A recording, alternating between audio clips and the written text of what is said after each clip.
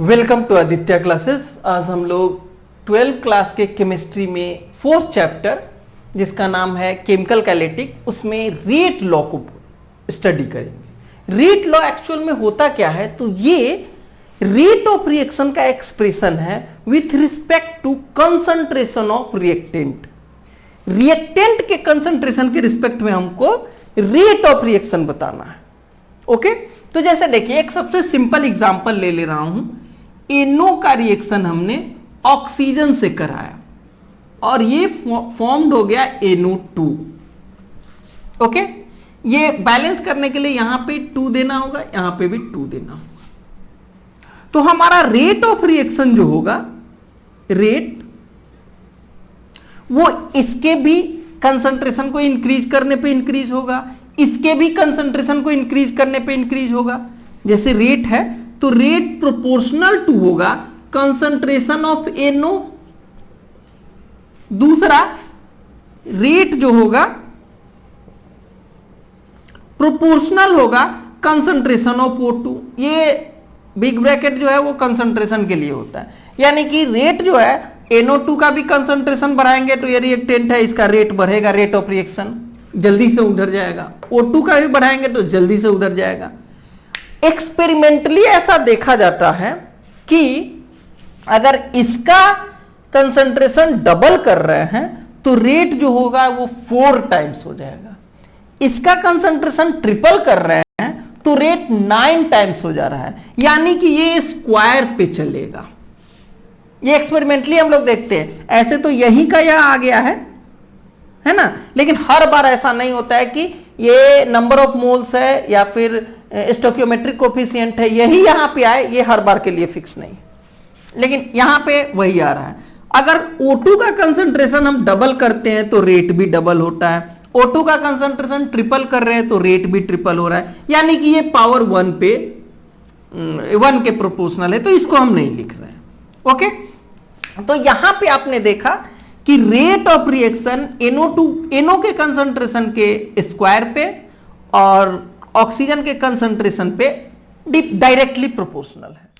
अब अगर दोनों को कंबाइन करते हैं तो कंबाइन करने पे रेट इज इक्वल टू, यानी कि rate of reaction proportional to हो जाएगा NO के कंसंट्रेशन का पावर 2 और ऑक्सीजन के कंसंट्रेशन का पावर 1।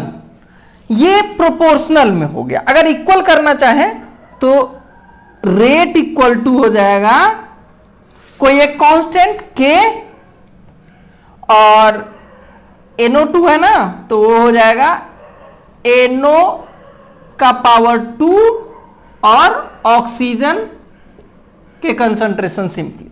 ये आया आपका रेट लॉ। ये इक्वेशन जो है, ये इक्वेशन या एक्सप्रेशन जो रेट को कंसंट्रेशन ऑफ रिएक्टेंट के फॉर्म में रिप्रेजेंट करे, उसको हम लोग क्या कहते हैं, उसी को हम लोग रेट लॉ कहते हैं। तो रेट लॉ को डिफाइन कर सकते हैं। रेट लॉ को यहां पे मैं डिफिनीशन लिख दे रहा हूं। Rate law is an expression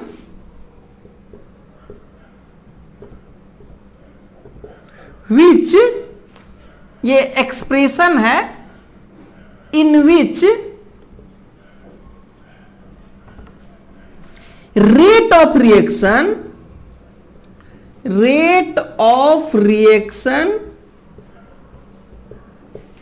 is represented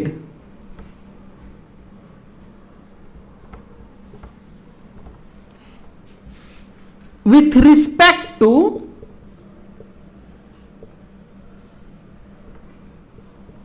concentration of reactant, concentration of reactant।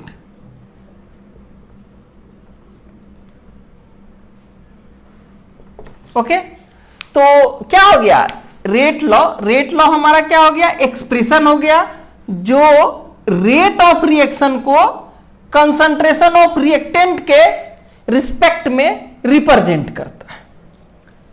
और अगर हम इसी में ये एक नॉर्मल रिएक्शन लिए हैं, अगर हम जनरल इक्वेशन जनरल इक्वेशन ले रहे हैं, जैसे ये एक जनरल इक्वेशन का एग्जांपल ले रहा हूं।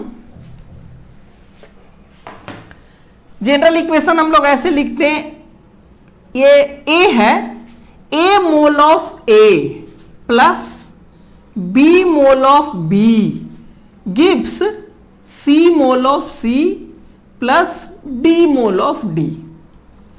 यानी कि ये दो रिएक्टेंट है जिसका स्टोइकियोमेट्रिक कोफिशिएंट ए और बी है, और ये प्रोडक्ट है जिसका स्टोइकियोमेट्रिक कोफिशिएंट सी और डी है। ए और बी दो कंपाउंड है जो रिएक्टेंट के फॉर्म में है। अब इसके लिए अगर रेट लॉ के अकॉर्डिंग हम इसके लिए रेट लॉ अगर लिखेंगे तो इक्वेशन क्या हो जाएगा, रेट ऑफ रिएक्शन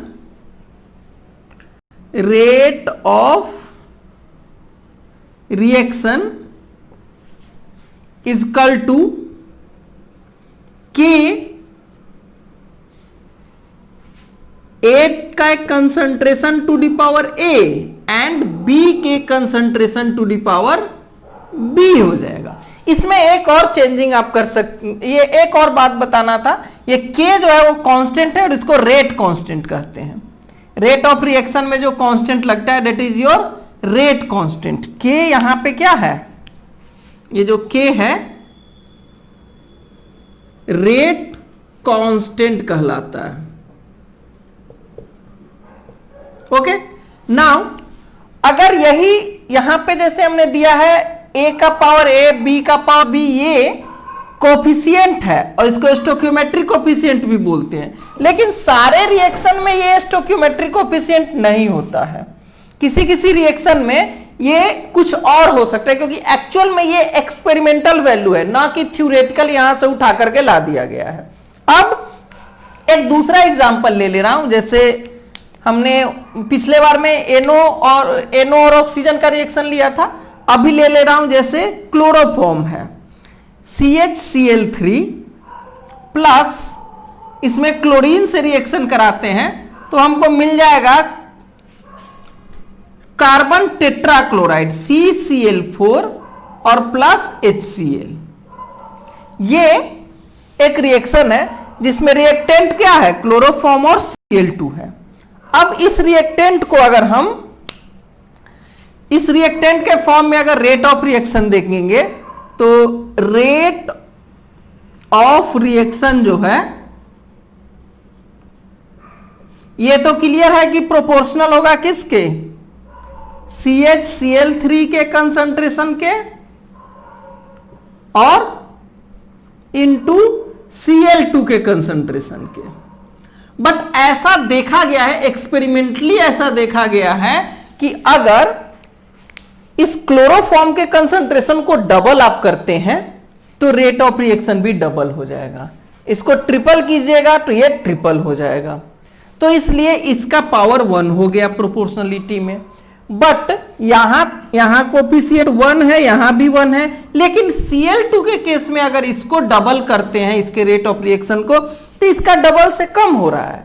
ट्रिपल भी कर रहे हैं तो डबल से कम हो रहा है। 4 टाइम्स Cl2 के कंसंट्रेशन को 4 टाइम कर रहे हैं तो इसका रेट ऑफ रिएक्शन डबल हो रहा है। एक्सपेरिमेंटली ये देखा गया। इसके कंसंट्रेशन को 9 टाइम कर रहे हैं तो इसका जो रेट ऑफ रिएक्शन है वो ट्रिपल हो रहा है। तो 4 टाइम्स पे डबल, 9 टाइम्स पे ट्रिपल, यानी कि इसके रूट पे डिपेंड कर रहा है क्या, रेट ऑफ रिएक्शन। यानी कि रूट के बदले हम दे सकते हैं पावर 1/2। तो यहां पे चेंज हो गया ना, यहां पे ये जो पावर है वो स्टोइकियोमेट्रिक कोफिशिएंट नहीं रहा। नंबर ऑफ मोल Cl2 का जो रिएक्शन में है वो वाला यहां नहीं आया है। तो किसी किसी में ये चेंज कर जाता है, पर ज्यादातर जो कोफिशिएंट यहां होता है वही पावर में आ जाता है। और इस तरह से ये रेट लॉ हो गया। रेट लॉ में और इसको चेंज कर देंगे तो थोड़ा सा ये हो सकता है, रेट इज इक्वल टू के क्या हो गया, रेट कांस्टेंट, और CHCl3 का कंसंट्रेशन इनटू Cl2 का कंसंट्रेशन का पावर 1/2। ये आपका रेट लॉ हो गया किसके लिए, ये इस रिएक्शन के लिए हो गया। तो ये रिएक्शन भी आपको एनसीईआरटी में दिया हुआ है।